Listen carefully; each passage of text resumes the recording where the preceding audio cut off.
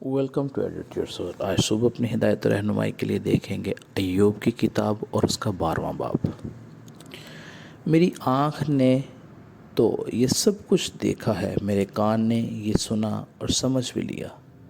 جو کچھ تم جانتے ہو اسے میں بھی جانتا ہوں، میں تم سے کم نہیں۔ میں نے تو قادر مطلق سے گفتگو کرنا چاہتا ہوں، میری آرزو ہے کہ خدا کے ساتھ بحث کروں، لیکن تم لوگ تو جھوٹی باتوں کے گھڑنے والے ہو، تم سب کے سب نکمے طبیب ہو۔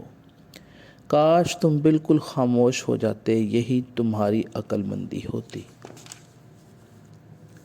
اب میری دلیل سنو اور میرے منہ کے دعویٰ پر کان لگاؤ۔ کیا تم خدا کے حق میں ناراستی سے باتیں کرو گے اور اس کے حق میں فریب سے بولو گے؟ کیا تم اس کی طرفداری کرو گے؟ کیا تم خدا کی طرف سے جھگڑو گے؟ کیا یہ اچھا ہوگا کہ وہ تمہاری تفتیش کرے؟ کیا تم اسے فریب دو گے جیسے آدمی کو؟ وہ ضرور تمہیں ملامت کرے گا اگر تم خفیہ طرفداری کرو۔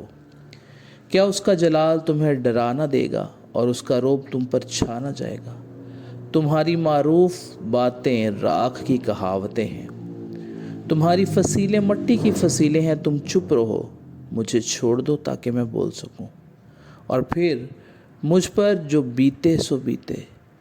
میں اپنا ہی گوشت اپنے دانتوں سے کیوں چباؤں اور اپنی جان اپنی ہتھیلی پر کیوں رکھوں؟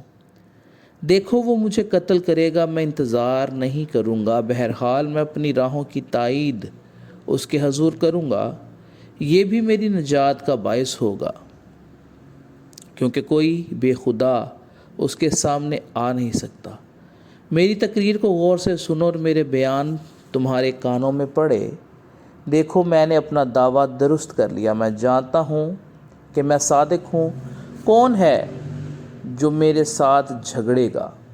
کیونکہ پھر تو میں چپ ہو کر اپنی جان دے دوں گا۔ فقط دو ہی کام مجھ سے نہ کر، تب میں نے تجھ سے نہیں چھپوں گا۔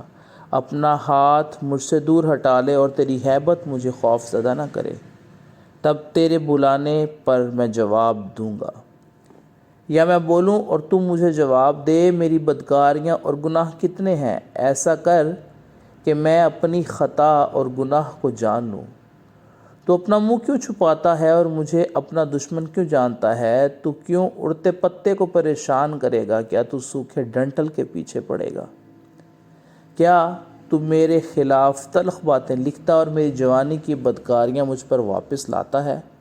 تو میرے پاؤں کانٹ میں ٹھوکتا اور میری سب راہوں کی نگرانی کرتا ہے اور میرے پاؤں کے گرد خط کھینچتا ہے۔ اگرچہ میں سڑی ہوئی چیز کی طرح ہوں جو فنا ہو جاتی ہے، یا اس کیڑے کی مانند ہوں جسے کیڑے نے کھا لیا ہو۔ خداوند کے زندہ پاک کلام کے پڑھے اور سنے جانے پر اس کی خاص برکت اور رحمت ہو۔